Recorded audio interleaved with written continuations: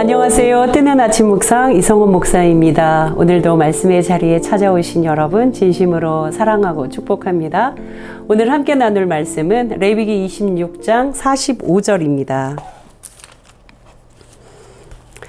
내가 그들의 하나님이 되기 위하여 민족들이 보는 앞에서 애굽 땅으로부터 그들을 인도하여 낸 그들의 조상과의 언약을 그들을 위하여 기억하리라. 나는 여호와이니라. 아멘. 오늘은 노후 준비, 은퇴 이후의 삶, 여기에 대해서 이렇게 함께 묵상해보고 좀 나누어보고 싶습니다. 여러분들은 노후 준비 어떻게 하고 계세요? 혹은 또 어떻게 하셨어요? 되게 노후 준비 그러면 두 가지의 조건을 생각하는 것 같아요. 첫 번째는요, 건강이죠, 건강. 노후 그러면 건강해야 되는 거죠. 두 번째는 돈. 경제적인 활동이 어려워지니까 돈을 미리미리 준비해 놔야 된다고 생각하시는 것 같아요. 100세 시대 연구소? 거기에서 2020년도에 설문조사한 걸 보았는데요. 노후 준비의 5가지 조건을 이야기하더라고요. 첫 번째, 우리가 예측한 대로 건강이에요. 두 번째가 돈. 그리고 세 번째가 가족. 네 번째가 일과 여가. 5번째가 사회적 관계. 근데 사실은 3, 4, 5번은 좀 그냥 뭐 고만고만한데요. 확연하게 높은 게 1, 2번이에요. 건강과 돈. 이 두 가지가 있어야 노후 준비가 되었다.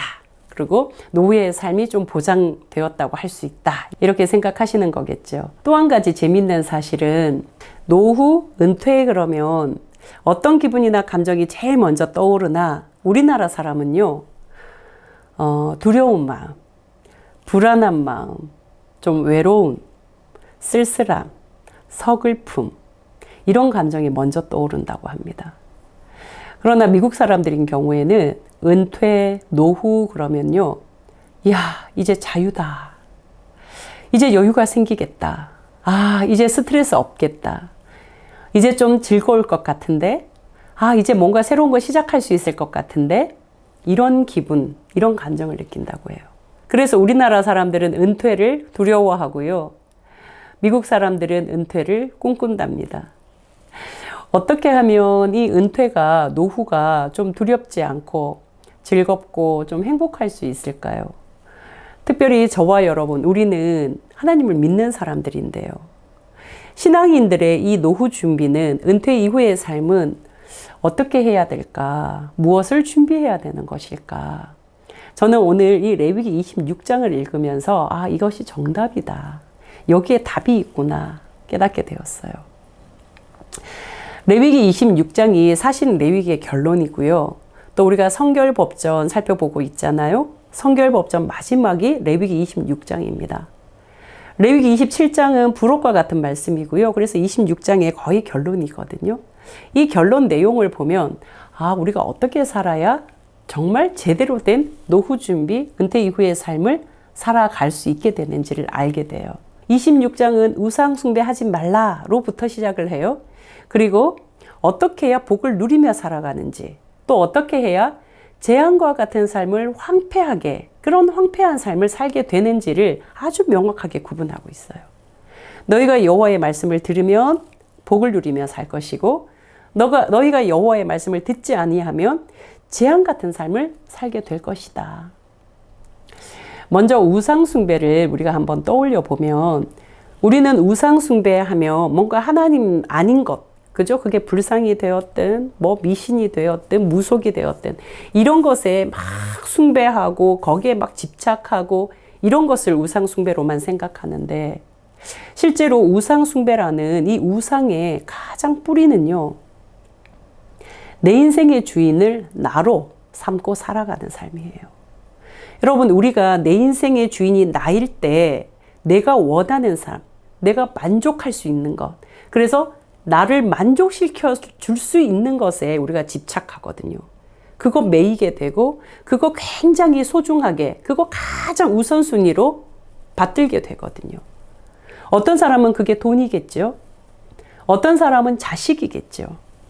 또 어떤 사람은 명예겠죠. 어떤 사람은 지식이겠죠. 다양할 거예요.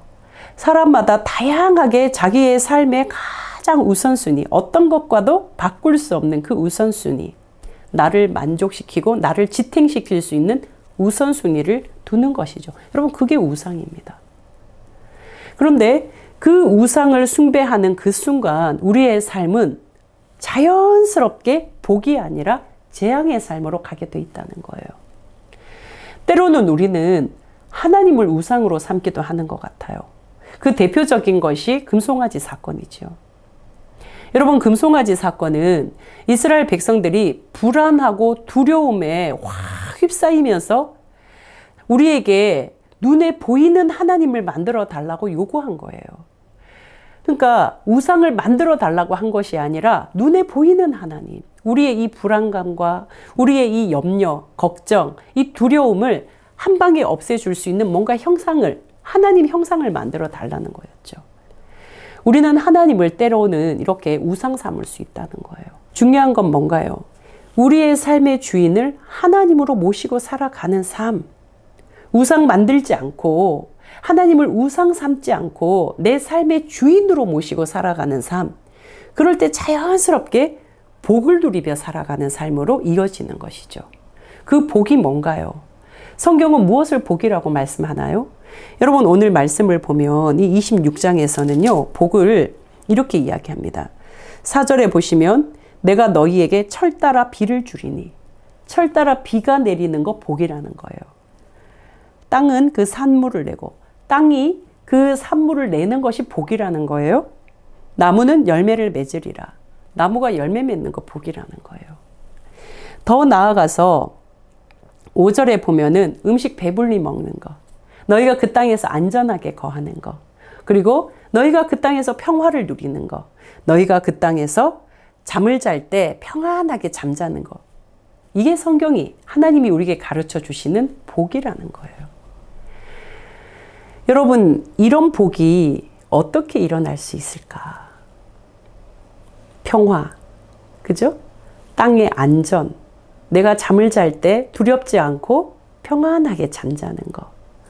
또 자연은 때를 따라서 비를 내리고 때를 따라서 산물을 내고 때를 따라서 열매를 맺는 것. 이것이 어떻게 우리가 살아갈 때 이런 복이 오는가? 하나님을 주인으로 모시고 살아갈 때 이런 복이 온다고 하는데, 그럼 나는 하나님을 주인으로 모시고 살아가는 어떤 삶을 살아야 할까요? 나 혼자만의 삶이 아니라, 나만을 위한 삶이 아니라 바로 더불어 함께 살아가는 삶이에요. 그러니까 어떤 등식이 생기냐면요, 하나님을 주인으로 모시고 살아가는 사람 이퀄 더불어 함께 살아가는 삶이에요. 성경은 우리에게 그것이 복이라고 가르쳐 주시는 거예요. 나만을 위한 평화, 내 식구, 내 가족만을 위한 평화, 그거는 이 땅의 평화가 될 수가 없어요. 여러분, 나만을 위한 평화를 지키려고 하면요, 분명히 관계가 깨져요. 내 식구, 내 가족만 위하는 평화, 그거 붙들다가 다른 사람들과의 관계는 깨지게 돼 있어요. 내 자식 챙기다가 다른 사람 자식 상처 주게 돼 있다는 거예요. 그럴 때 평화는 이루어지지 않거든요. 하나님은 하나님을 주인으로 모시고 살아가는 사람들이 나만, 내 식구, 내 가족만 위해서 살아가서는 절대로 안 된다고 우리에게 가르쳐 주시는 거죠. 어떻게 해요? 더불어 함께 살아라는 거예요. 너의 몸이 소중하듯 남의 몸도 소중하게 생각하면서 살아가는 것이 하나님을 주인으로 모시며 살아가는 삶이라는 거예요. 저희 다있는 공동체는요, 이 마을 공동체, 함께 살아가는 것에 대해서 관심이 굉장히 높아요. 어제 다른 일로 좀 들른 곳이 있었는데요. 우리나라 최초라고 하더라고요. 우리나라 최초 아파트형 마을 공동체, 위스테이라는 그런 아파트가 있었는데요. 거기를 방문하게 됐어요. 분명히 아파트인데 그 아파트 형태가 마을처럼 보여요. 중간이 이렇게 잔디밭으로 되어 있고, 또 그곳에 있는 시설들이요, 이 한 마을에서 함께 공유할 수 있는 공유 시설들이 되어 있어요. 공유 냉장고가 있고요. 또 함께 아이를 돌볼 수 있는 그 돌봄 센터가 있고요. 또 이 세탁물들을 빨 수 있는 그 마을 세탁소가 있고요. 또 마을 카페가 있어요. 마을에서 함께 운동할 수 있는 그런 피트니스도 있더라고요. 그 모든 것들을 이렇게 둘러보면서, 이야, 이런 곳이 있구나. 마을 도서관도 있더라고요. 그러니까 아이들이요, 아주 자유롭게 여기저기에서 안전하게 놀아요. 그런 큰 규모는 아니라고 할지라도 제 마음에 든 생각은, 이야, 우리가 이렇게 신앙 공동체로서 삶을 함께 나누고 공유하며 살아갈 수 있는 그런 공동체를 앞으로 한번 만들어 보고 함께 또 이루어가면 참 좋겠다는 생각을 했습니다. 개인적인 이야기지만 저희가 이제 이 다 있는 교회 저희가 하면서 저는 개인적으로 가장 행복감을 느낄 때가 언제냐면요. 어떤 물건을 딱 보면은요. 우리 식구가 떠오르는 것이 아니라 저 집 식구, 저 집 식구, 저 집 식구가 동시에 다 떠오르는 거예요. 어떤 데 가서 음식을 딱 먹으면요. 그냥 우리 식구, 나 이렇게만 생각이 나는 것이 아니라 저기도 같이 왔으면 좋겠는데 저기도 다음에는 꼭 같이 와야 되겠다. 물건이든 뭐 공간이든 음식이든 동시에 동시다발적으로 쫙 생각이 나면서 마음에 기쁨이 생기더라고요. 근데 그런 마음들이 흘러가는 것 같아요. 서로 흘러가면서 서로 영향을 주고 받으면서 어느 날 한 지체가 이렇게 이야기를 해요. 목사님, 뭐라 설명할 수는 없는데요. 이상해요. 이전과 다른 뭔가 이렇게 행복감들이 있어요. 이전과 다른 내 삶의 품격, 뭔가 내 삶이 이렇게 높아진 것 같은 그런 기분이 들어요. 하나님 우리 그렇게 설계하셨거든요. 하나님이 우리를 설계하실 때 너 혼자 살아야 행복을 느낄 수 있다 이렇게 설계하신 것이 아니라 더불어 함께 살아야 너는 행복을 느낄 수 있다 이렇게 설계하셨다고요. 우리를 그렇게 만들었으니 우리가 그런 삶을 살아갈 때 우리는 진짜 행복할 수 있는 거예요. 여러분, 노후 준비, 은퇴 이후의 삶, 무엇이 가장 잘 멋지게 준비된 삶일까요? 첫 번째는요, 하나님을 내 인생의 주인으로 모시는 거예요. 하나님이 내 삶의 주인이 되어주시는 거예요. 그것이 가장 멋지게 잘 준비된 노후 준비일 것입니다. 그것은 구체적으로 어떻게 나타날까? 나만을 위한 삶, 내 식구, 내 가족을 위한 삶이 아니라 모두 함께 더불어 살아가는 삶으로 준비하는 거예요.